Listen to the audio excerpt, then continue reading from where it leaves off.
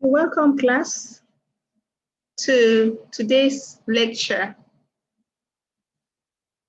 This is a continuation of the Physical Chemistry 2 part of CHM 121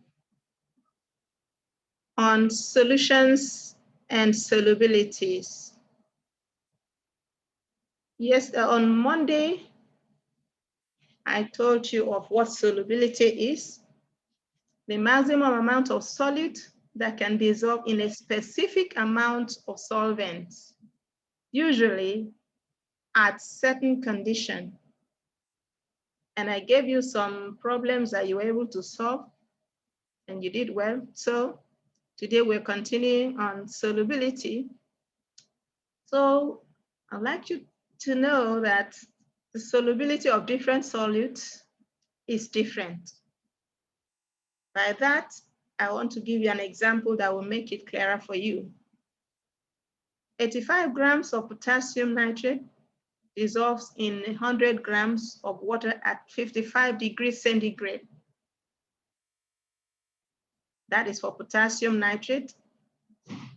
But for sodium chloride, only 36 grams of sodium chloride will dissolve in the same amount of water, 100 grams of water, at the same temperature, 55 degrees centigrade.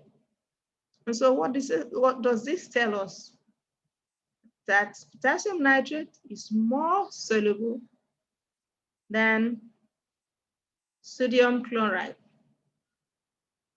And that's what we meant by the solubility of different solutes being different.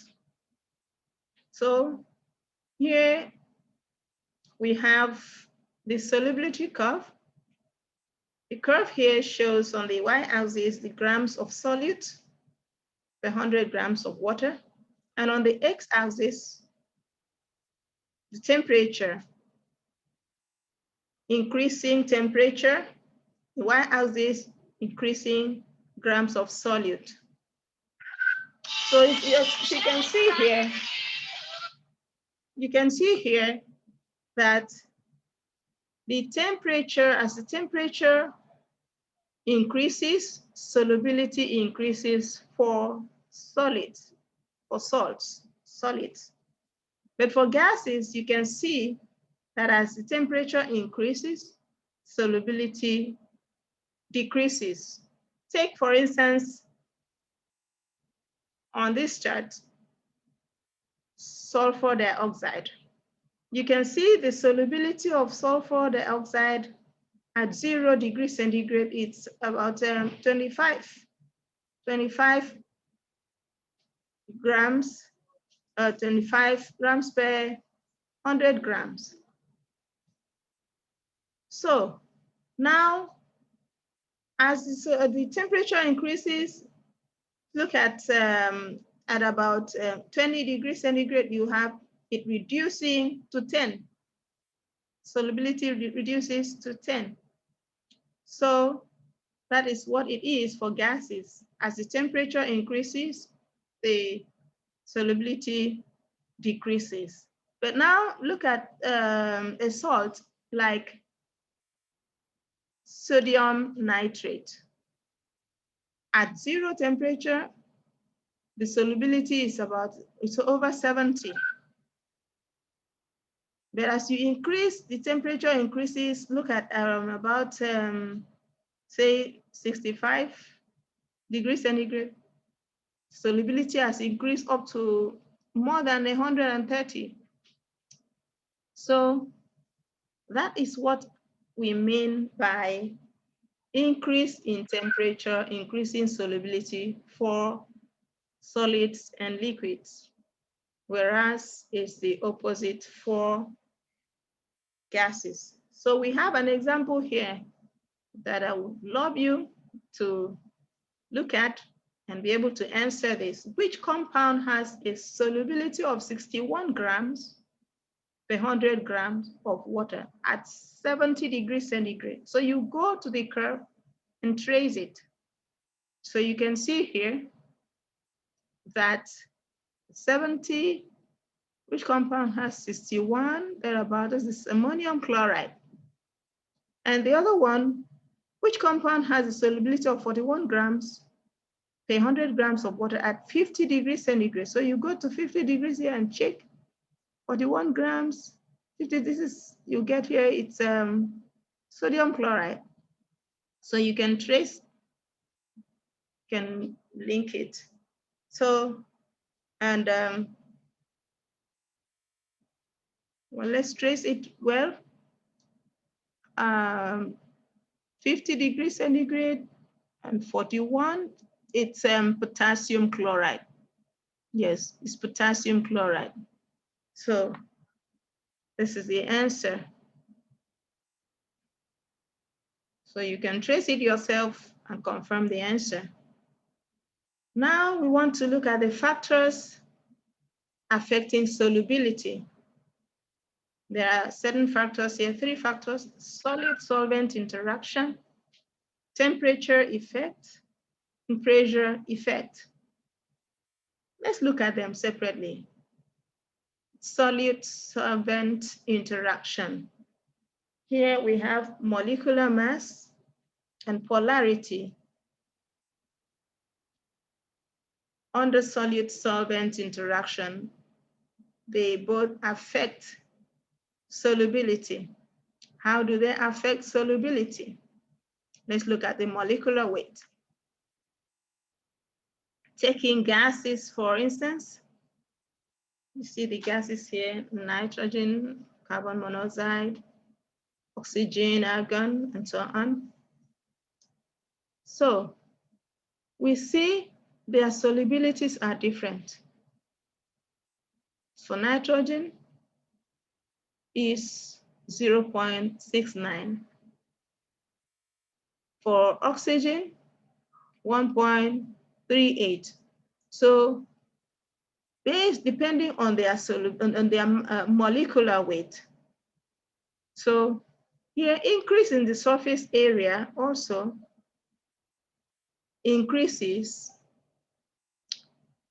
the solubility of a substance. For instance, we're using sugar, a cube of sugar, put it in a bowl of water. You'd see it will take some time before it dissolves, but crush sugar, another cube of sugar, crush it. That means increasing the surface area. And then add it to the same amount of water. You will see that the crushed sugar will dissolve faster. So the surface area also affects the solubility. Increase in surface area affects solubility. We saw the solubility of gases increase with size of gas. As we see here, as the size of the gas increases, the solubility increases. We see the nitrogen, we see the carbon monoxide. As we go down, the sizes increase. And so you see the solubility increases also. So this is due to London dispersion force, which is a situation that it's temporarily resulting in a dipole situation, then enhancing the solubility. So polarity also affects solubility. Like I explained to you on Monday, that only polar liquids can dissolve in polar solvent. So, and this is due to dipole-dipole interaction. Water is a polar solvent and is able to form hydrogen bond with molecules. Acetone and water can mix in all proportion because they're both polar. And so they are called miscible. So when two liquids mix well in all proportions, that is called miscible liquids. They are miscible. Those that do not dissolve one another are called immiscible. We will see some examples. Let's say gasoline, which is a mixture of hydrocarbons. It is immiscible with water because gasoline is non-polar while water is polar. So the carbon-carbon bond are non-polar, while carbon-hydrogen bond is they're nearly polar. So non-polar liquids tend to be insoluble in polar liquids. For example, hexane is insoluble in water because it is non-polar. And the number of carbon atoms in a hydrocarbon affects the solubility. The more the number of carbon atoms, the less it is soluble in water. And now let's look at the effect of temperature. The solubility of most liquid solutes, most solid solutes in water are greatly affected by temperature. Solubilities of solids and liquids in water, they are greatly affected by the temperature. Their solubilities increase as the temperature of the solution increases. And this is in contrast with that of gases. Solubility of gases in water decreases with increase in temperature. So you heat up the water and the gas is no longer soluble. So let's look at this example, temperature and solubility of solids. We will also look at that of gas later. So at the temperature 0 degrees centigrade, let's look at the potassium chloride and sodium nitrate solids, both solids. Solubility at 0 degree for potassium chloride is 27.6. When you increase the temperature to 20 degrees, it's 34.0, 50 degrees, 42.6, 100 degrees, 57.6. But you see also that sodium nitrate is even more soluble than potassium chloride. At 0 degree, you have the solubility 74. So as you continue increasing the temperature, as we see here, the solubility increases along. So looking at that of gases, temperature and solubility of gases. At 0 degree, we're going to look at carbon dioxide and oxygen, the two gases. Their solubilities are different. At 0 degree, carbon dioxide is 0.3, it has a solubility of 0.3 grams in 100 grams of water, while oxygen has that of 0.0070 grams per 100 grams of water at the same temperature. So it shows that carbon dioxide is more soluble. So as the temperature increases, look at it, solubility decreases. Carbon dioxide that was 0.34 has reduced to 0.17 at increased temperature of 20 degrees centigrade, and reduced more at 50 degrees centigrade to 0.076. And it happens also to oxygen. You can see the pattern, but solubility of gases decreases with an increase in temperature. So now let's check here. Let's check and see how much you understand this. Why would a bottle of carbonated drink possibly burst or explode when it is left out in hot sun? And B, why would fish die in water that gets too warm? So the answer is, from what I just explained to you, the gas carbon dioxide is in the carbonated water. As the temperature increases, carbon dioxide is no longer soluble in the water. And so it's coming out, trying to evaporate out.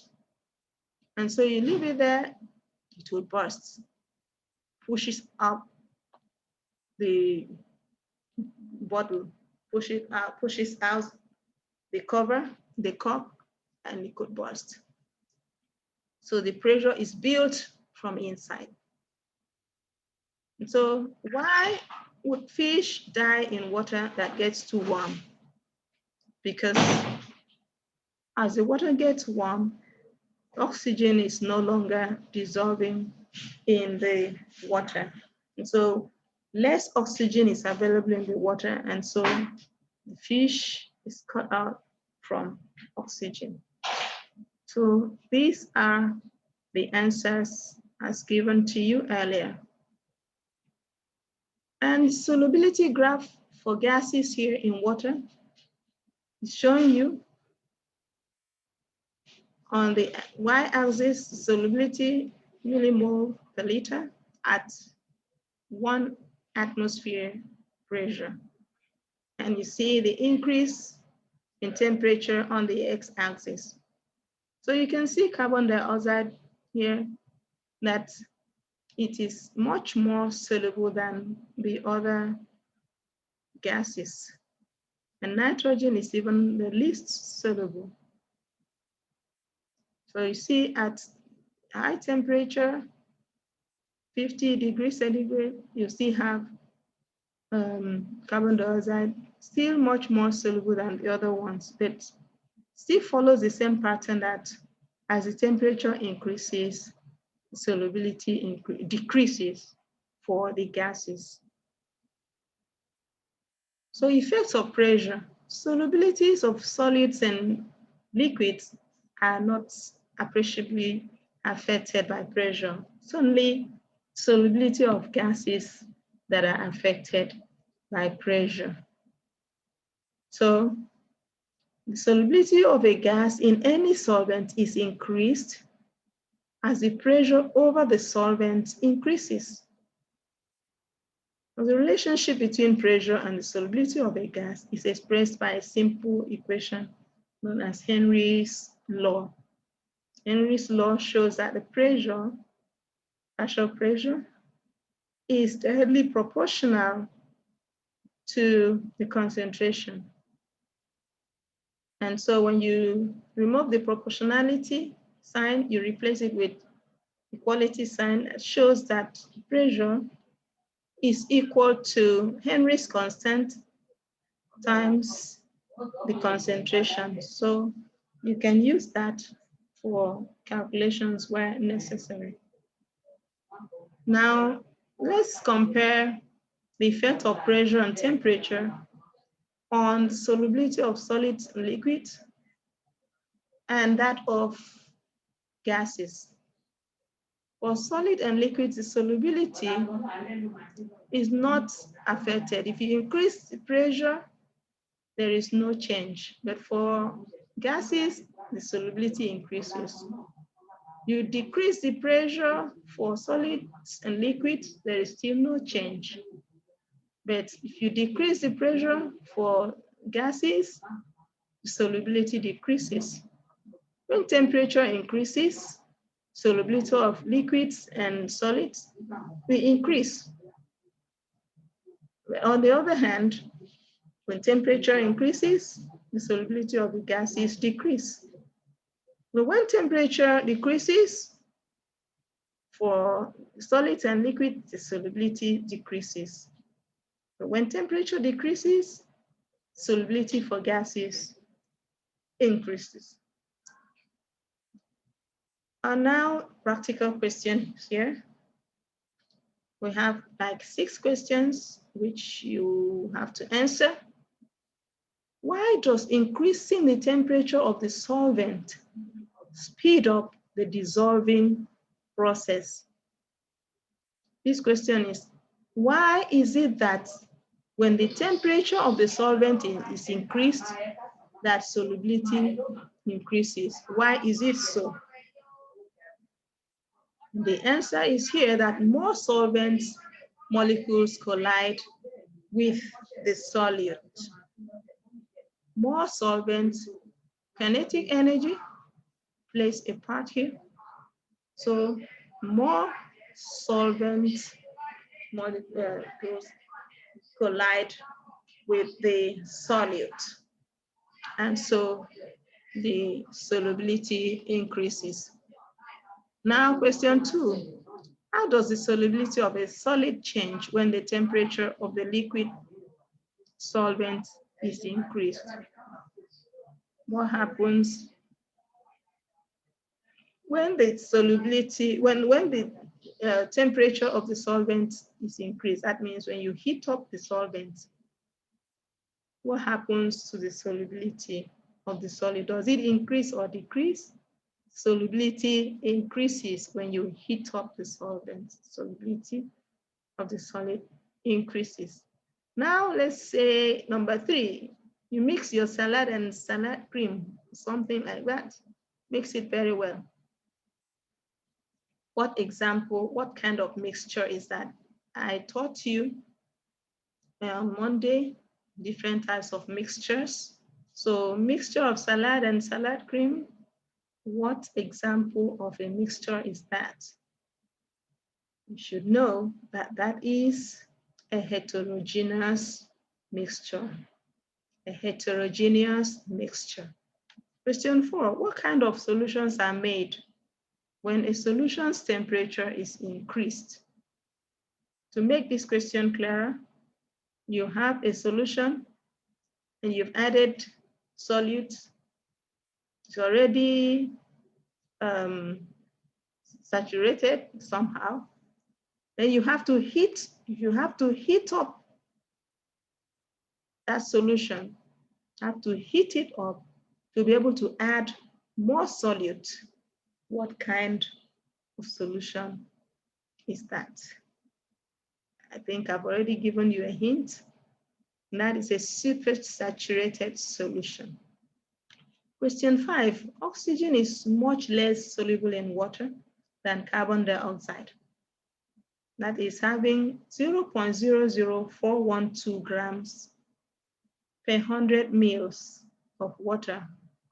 We take it that 100 mils of water is also 100 grams of water at 20 degrees centigrade and at a pressure of 760 millimeter mercury. So if that is the solubility at under these conditions, now calculate the solubility of oxygen, the oxygen gas in 100 mils of water at 20 degrees centigrade.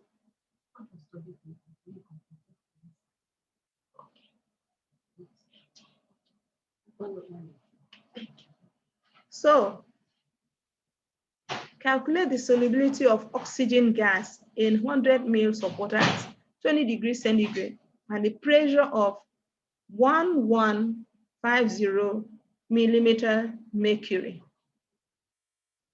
So all the conditions remain the same, except the temperature, the pressure changes. So if all the conditions remain the same and the solubility was 0.00412 at a pressure of 760 millimeter mercury. Now it is only the pressure that is changed from 760 to 1150 millimeter mercury, while other conditions remain the same. What will be the solubility of the oxygen? As I've explained to you, that you increase the pressure and there's a corresponding increase in solubility. So what you have to do, just equate it. If 760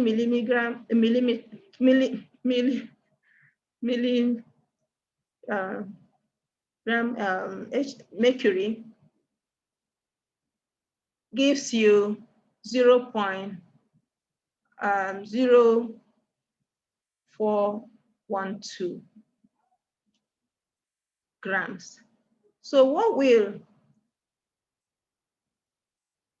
1150 millimeter mercury give you? So you now equate it. If 760 gives you 0.00412, 1 will give you 0.00412 over 760.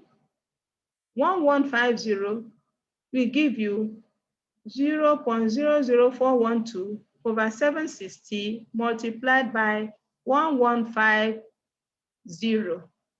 And that will give you 0.00623 grams per 100 mils. That shows an increase because of the increase in pressure. Now question 6. Lemonade, sodas, and salt water. These are some examples of what? Salt water has salt and water and completely, yes, somebody says it's a mixture. Yes, what kind of mixture? The three are examples of homogeneous mixture. And somebody said, yeah, soda is gas in liquid. Yes, it's homogeneous mixture.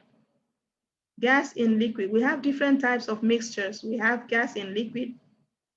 We even have liquid in gas. We have solid in gas, gas in a solid. We have all sorts of mixtures. Once they are homogeneous, they are the same thing. They are called solution. So lemonade is solution, soda, solution, salt water, solution. So those are the answers to the exercises, the questions that I wanted you to use to demonstrate if you're understanding this lecture. So this brings us to the close of this lecture on this part of solutions and solubilities. Thank you.